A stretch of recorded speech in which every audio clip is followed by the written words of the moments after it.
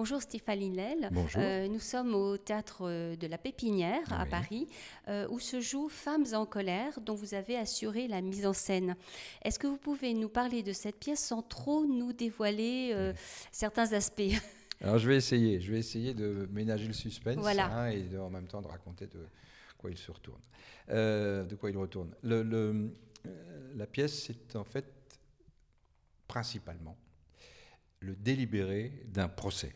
On assiste au délibéré d'un procès en France, qui n'a rien à voir avec la justice américaine. On n'a pas beaucoup d'ailleurs, il n'y a pas d'image d'un délibéré. Donc l'auteur est parti de conversations qu'il avait avec des présidents de tribunaux d'assises et qui lui ont expliqué comment ça se déroulait.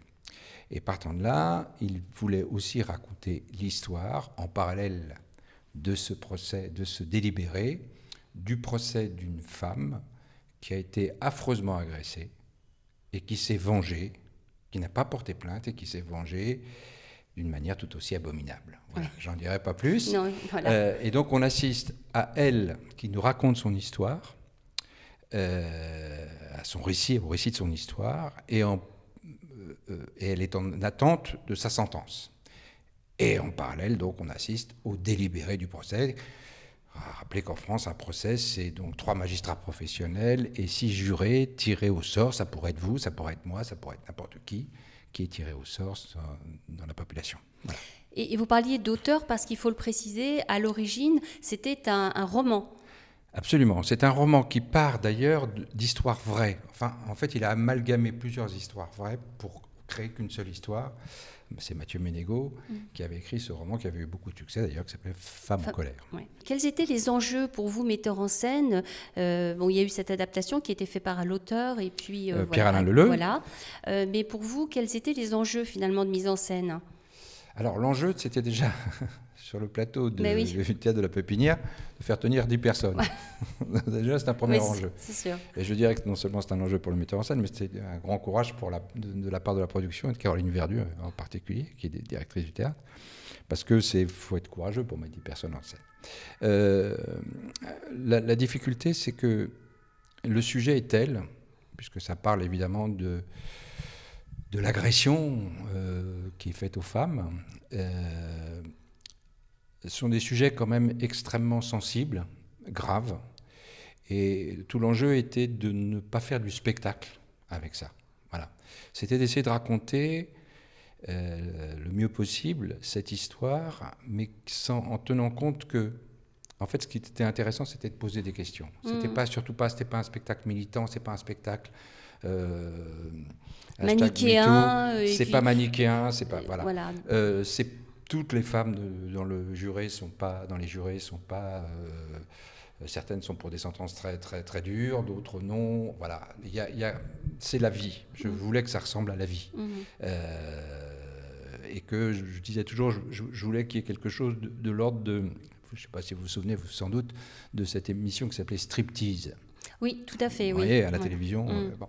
Eh bien, Striptease, alors certains cas étaient des cas un peu extraordinaires, mais d'une manière, fréquemment, c'était des monsieur et madame tout le monde. Et je voulais avoir cette sensation-là qu'on racontait de l'histoire de monsieur et madame tout le monde, y compris même de la part de cette femme accusée, qui certes a une vie qui est la sienne, voilà, qui libre, mais qui a une position sociale, qui a 2 enfants, qui est médecin, enfin bon, et qui se retrouve dans cette situation-là. Voilà. Et je crois que personne n'est à l'abri de se retrouver parfois, heureusement pas tout le monde et pas tout le temps, dans une situation un peu comme celle-là, extraordinaire. C'est un peu le principe de la tragédie, c'est-à-dire qu'il n'y a pas de bonne solution, in fine, au final, dans cette histoire. Et c'est vrai que vous disiez que vous ne vouliez pas qu'il y ait de choses manichéennes et doctes, etc., et que vous vouliez qu'il y ait des questions. Mais c'est vrai que le spectateur va être malmené parce que effectivement, il est amené à se poser des questions, à prendre parti, jusqu'au twist final, finalement, qui l'amène à revoir complètement aussi ses opinions. Parce que là aussi, si vous voulez, pour est-ce que la fin justifie les moyens? En fait, c'est ça aussi. Certains vont dire que oui, d'autres non. Est-ce que aujourd'hui les jurés populaires, ça a encore du sens? On pense, il y a des textes de loi qui vont petit à petit vers la suppression de ces jurés populaires et non plus oui, c'est ça, qu'il n'y aurait que des magistrats professionnels pour rendre les verdicts. Voilà, ça pose aussi ces questions-là. Et pourquoi cette question se pose? C'est parce que le jury populaire est aussi extrêmement influencé dans beaucoup de procès par les réseaux sociaux. Mais... Et avec, je ne suis pas en train de faire le procès des réseaux sociaux, c'est pas ça. Mais c'est vrai que ça pose un certain nombre de questions sur la capacité encore qu'on peut avoir à se forger une intime conviction. Une intime conviction. Voilà, et dans le respect de la présomption d'innocence. Voilà. Donc c'est vrai que ça pose un certain nombre de questions qui sont complexes, et puis qu'il arrive à des cas particuliers de gens qui se retrouvent dans cette situation, ils se sont fait justice eux-mêmes. Est-ce que le fait de se faire justice soi-même, bien sûr, ce n'est pas acceptable dans nos démocraties, dans notre droit français. Dans certains cas, est-ce que ça ne se justifie pas ou s'explique pas? Et quelle condamnation on risque, ou quelle serait la condamnation juste pour un acte comme celui-là? La condamnation juste. Et ce sera ma dernière question, en vous remerciant beaucoup. Nous sommes aujourd'hui le 8 mars, c'est la journée du droit des femmes. C'est vrai que la pièce prend son sens aussi complètement aujourd'hui parce qu'elle pose justement une des questions fondamentales. Quelle est la valeur de la parole d'une victime encore aujourd'hui? Et c'est vrai que le personnage principal, qui est Mathilde, va peut-être agir, en tout cas c'est une de ses arguments, elle agit parce que sa parole n'a pas été reconnue en tant que telle. Mais vous savez, c'est tout... Enfin, moi je suis très sensible à ça, parce que je trouve que les violences faites aux femmes, d'une manière générale, c'est la chose la pire. Je trouve que c'est une des choses les pires qui existent dans notre société. On voit, il y a eu encore, depuis le début de l'année, 26 ou 27 féminicides, enfin bon. Mais même la violence, sans aller jusqu'au féminicide. L'endroit où on doit se sentir le plus protégé. On peut habiter dans un